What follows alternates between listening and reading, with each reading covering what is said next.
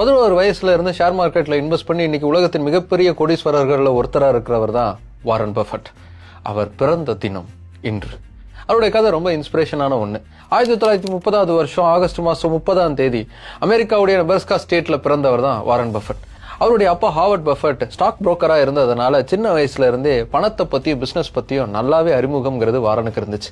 அந்த அறிமுகத்தோட ரொம்ப சின்ன வயசுல இருந்தே பணம் சம்பாதிக்கிறதுக்கான வேலையை தொடங்கினார். 6 வயசுல இருந்து கொக்கோ கோலா பாட்டில்ஸை வாங்கி வித்து அதுல லாபம் பார்த்தாரு.